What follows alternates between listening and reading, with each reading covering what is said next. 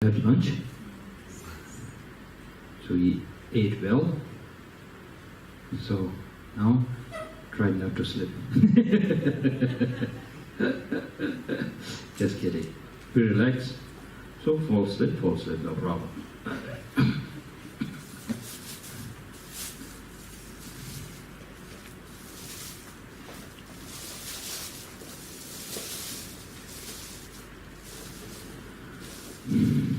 So, I start now.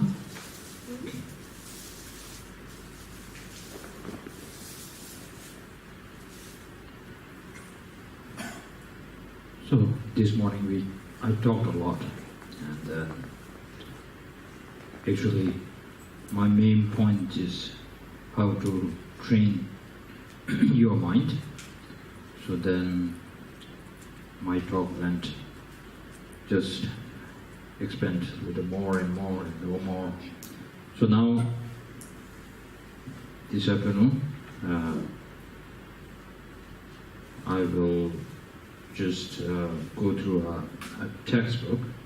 So I will just read briefly and then try to explain it. And then we can try to discuss about it. Otherwise, I will just talk, and then sometimes it makes sense, sometimes it doesn't make sense. So, I will be based on one textbook, and then I will read it, then I try to explain it, and then you can ask me questions anytime, okay? So actually this book is quite important to me because two of my teachers, so they went out for teachings, and then so they took so many verses of great masters of Nalanda, Indian great scholars. So they pick out the most important parts that is suitable for beginners or non-religious believers, so that it's like a common ground base, so something that we can talk about it. So, so my teacher gave it to me, and then to tell you the truth, I'm very lazy, so I'm reading it now. I didn't did my homework very well. So anyway, let's start with this.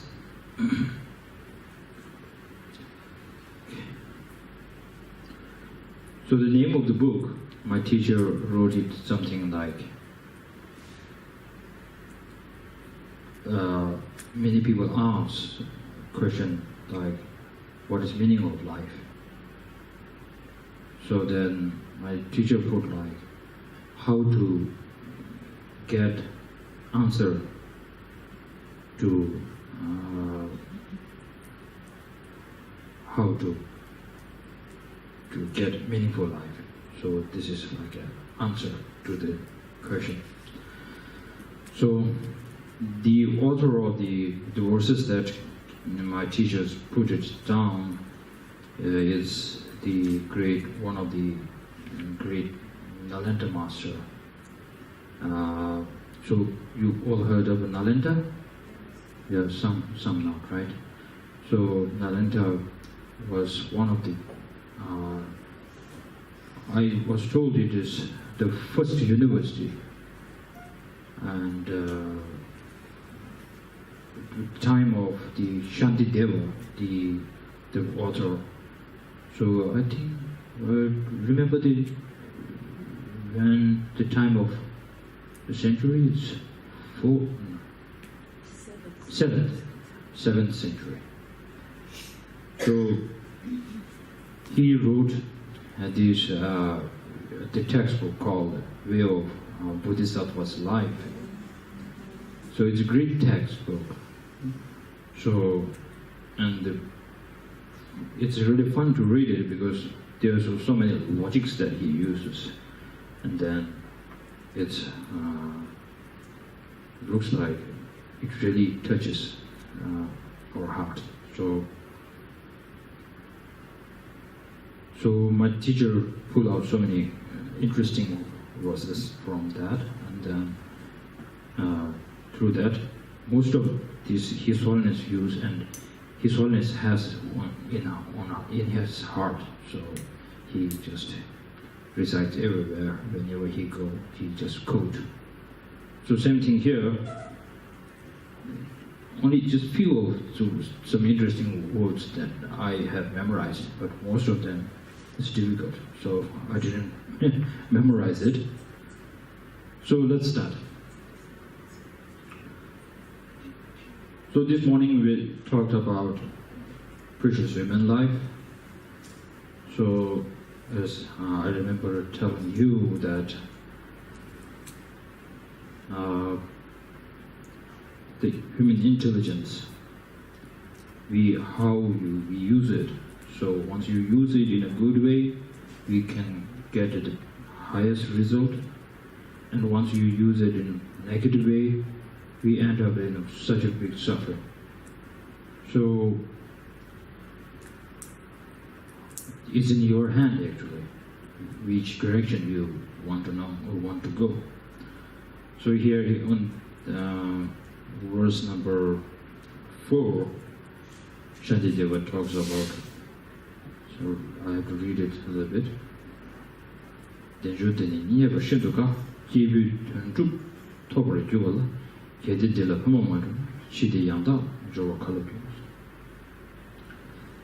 He's talking more about time, so how we spend it.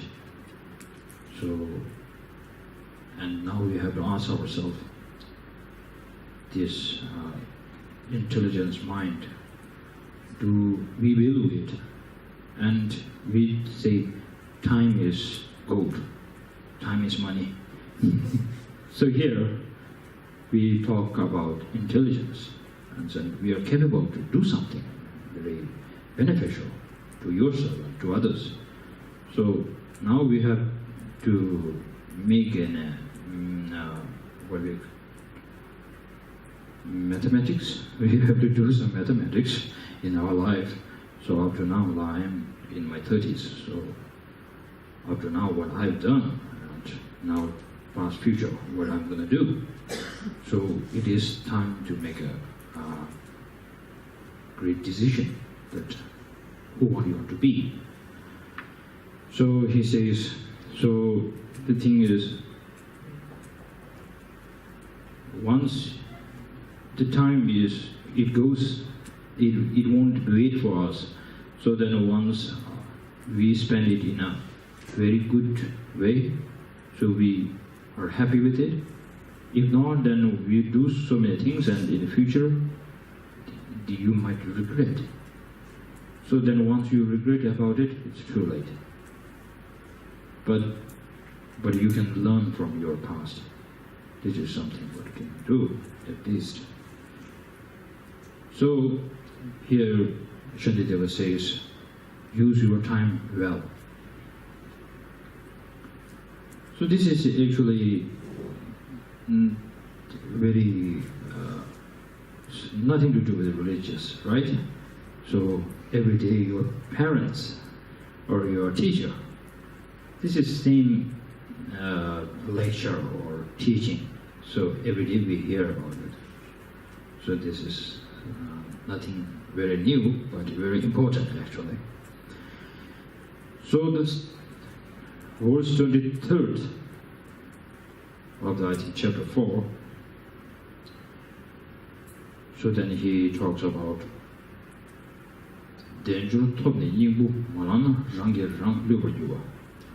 so people, we all love ourselves very much. So let's say, what is the biggest sign that we love ourselves so much? Because we, for an attachment, when we talk about it. And there's a great Indian scholar, I couldn't remember his name. So in one of his textbooks, he wrote something like difference between attachment and love. So he said,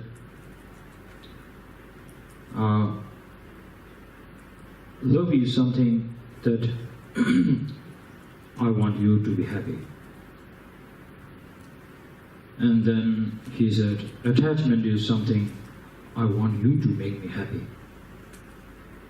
So this is how we mixed up everything. And then we feel like it's a true love.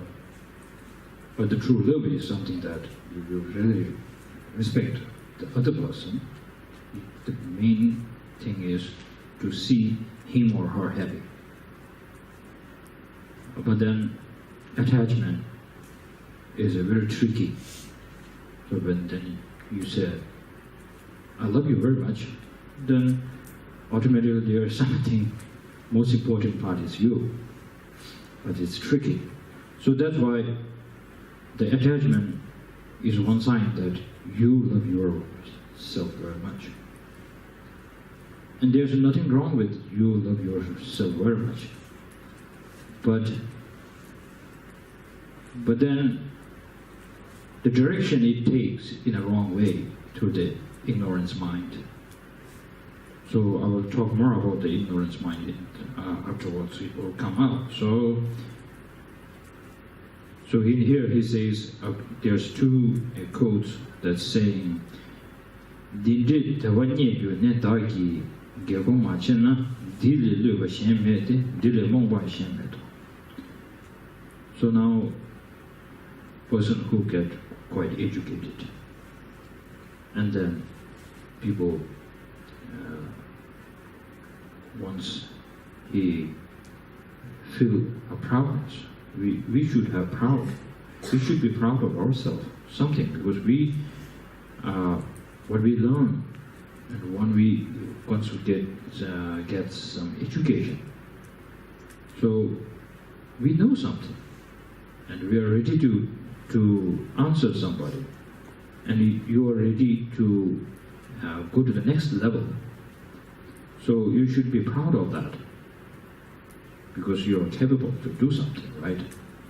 So here he's saying, if you are quite educated, you are ready to do something, and then if you don't use this in a right direction, and if you don't do anything, just being lazy, so then this is the most stupid thing, because we are capable to do something with the knowledge, with our intelligence, but if you don't use it and just being lazy, just be very relaxed, you think like, okay, no problem, tomorrow, it's part of me, actually, maybe part of you. So everybody here, you might have laziness. So you have to challenge with it once you see benefit. That's why when Shantideva wrote this beautiful textbook called Way of Bodhisattva's Life, in the first chapter he talks about the benefits of bodhicitta. So, for an example, when you want to do a business, then you will go and ask other people's, is there, how big profit is that, and then how business is doing the market. So then you feel like, well, this is the business that I should do, because these days this is the business. So you go for it, right? So same thing. So once you see a benefit, and then you are motivated towards it. So then once you are motivated, and then you need kind of belief that you can do it. And then the quote of His Holiness Dalai Lama, like, never give up. So you never give up, because you are seeing that something is coming to you, and you see this is it, this is the benefit. So Shantideva is saying, why you are stopping all this away, because you feel nothing to do. Then the second quote, he says, "Ketadagi tetoni, mongpi chijin jilu no, shiwa jivitu se nyanyen champudang." So whatever you do in your life, so if you are clever enough, don't do such a big mistake that in future you are full of regrets. So this quote. So it isn't very interesting if I would just read and read and read, right? So now, once I'm reading it, you have to follow with your heart that if this is like a mirror, you have to, in order to see yourself, you cannot see like this, so that you go to near to the mirror and see your clear picture. So here, when Shantideva talks about somebody's life, that somebody is not other than you, yourself. You have to put it there, yourself, in this place, and then look into it. So, actually I'm trying to make a connection. So, if you listen this as like a story, then it will be like somebody did this in past and done this and that. So there's not much connection, right? So here we have to put our emotions or negative emotions, the positive, everything here. So if it is the way how he describes it, it is really helping me or not. So then it makes some sense.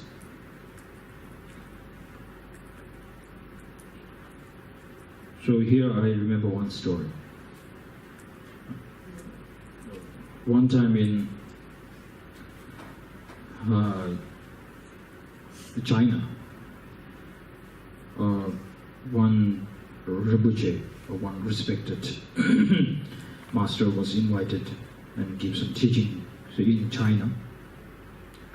So then that Rinpoche, or the scholar, start giving lectures and talks about precious human life. So then he said, it is really difficult to get precious human life. You shouldn't spoil it.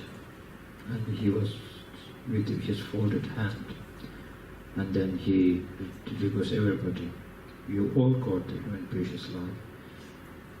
To born as a human is a very precious thing. So then, after the teaching, some from the audience was complaining or criticizing that scholar, saying that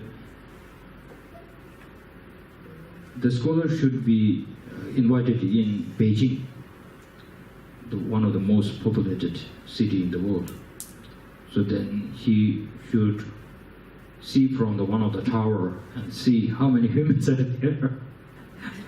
So then he will see that a precious human life is not that precious. There are so many humans.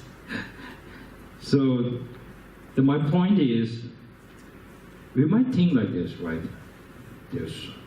We have a problem. The world, the scientists are saying that world, the population is not going down, it's coming up, and now it's everywhere you go, it's crowded. So you go to India and China, so you can feel too much. But anyway, it's not our much concern about the population here. So the thing is, in the human being, how many people are. This is how I see a precious human life. How many people in Israel, they do have good job, good family. And then people, then we just count down, then it will go less and less, all this facility, all this hygiene facilities. People who have most of the facilities, it's quite rare. And then once they have a facility, and then are they happy? Right? So are they really, really happy? Then it becomes so serious, right? So like millionaire and billionaires, and they aren't happy. So in India, what happened is, it's still, I was the age of like around maybe 18, 19. What happened was, I saw one newspaper and it shocked me, because a family who has some business of these build a house or very big or high floor, and then they sell it. So quite a rich person. So slowly, when he got bankrupt or something, and then what happened? So the government will take all his belongings, and then he felt very ashamed or not ready to become ordinary person now. And then he has to give up his beautiful building and a luxury car, everything, and then he has to stay as a very ordinary and start begging for his life, in his life. So he is not ready. And then what he did is, he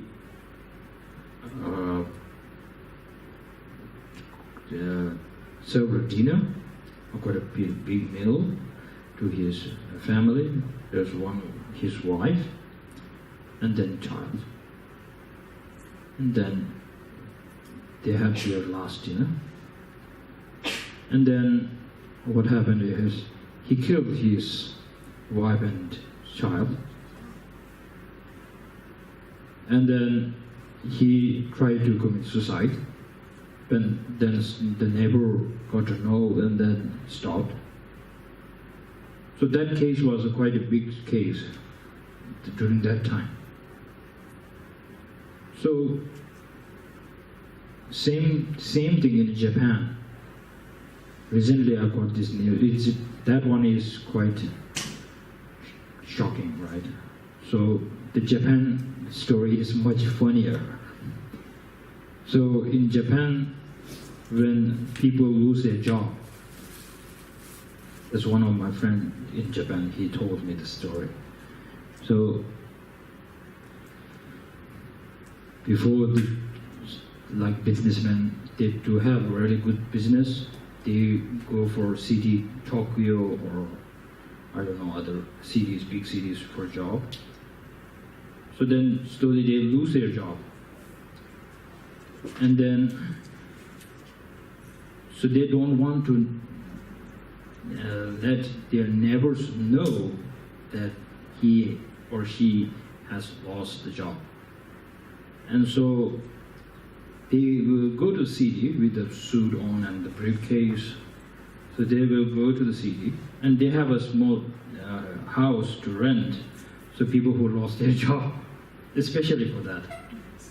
So they stay there. So then once it becomes dark, after the rush hour and the time of office is done, then they pretend they came from office. So they will go to the house, and then neighbors will, it's all show off. So my point here is,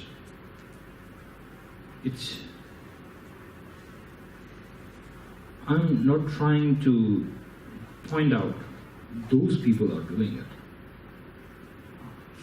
I want you to realize that something, the attachment, we do have it. So, and this won't give us pleasure, or you want to cover it, how long you will cover it. So, in opposite, like in India, there are so many beggars, poor people. Their children, and they don't have anything. But the children's laugh and the parents laugh, and then they look at. So sometimes I was thinking that in Mumbai, the one city of India, the very tall, they make so many photographs, like compare it, like one rich house, like there's a one billionaire, Ambani is the one billionaire person, the richest Indian person in India. So his house, very fancy house. So next to that there is so many poor people near to him. So I was thinking maybe his children might be sometimes looking down there and then see how the other poor children are playing and be happy. So he, not himself, he must be busy, but his children might be admiring these kids. Even they don't have anything, they are very happy. And then maybe the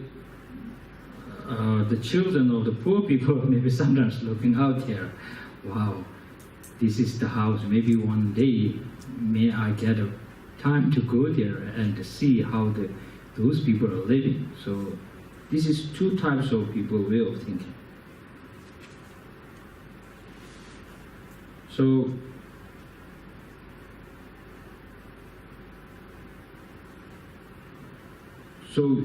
now through the wise man's advice, Chandideva's message here. So, in which level we are in, the satisfaction is the key, and we should be ready to accept anything and trying to be happy by your own, whatever you have. So then slowly, you can feel the precious, how precious you are. Otherwise, you don't need to become precious. There's something, you do have some precious in your hand, and then you become precious, and you don't have it, then you become priceless. So that was one point. And then he is saying, Yinchen Deva Mever, Sedi Tadu, Yojushin, never could Yomena, Tadachiwaju. It's the same thing, so I don't need any explanation about that, I think. Yidung Mirun Chidadi, Shedan Michi, Demebe, Nada Mina Kunjam, Lubutsela Yimedi, Tirim Kona Michi, they were to Bajimai. Dani Mever Juvitu, Dini, to Misawajum. So here he talks about, it's a little unpleasant to hear about this, but it's a reality, we have to hear it anyway. He talks about impermanent. So most people, they ignore about thinking about impermanent, but they know about it. So because they have nothing to gain about it, right? Something to learn from it. So here it's a little bit about Buddhist point of view. And he talks about, so we have not a perfect date saying that this is when we are going to born, this is the date we are going to leave, and this is our final destination. So we are in this world, and then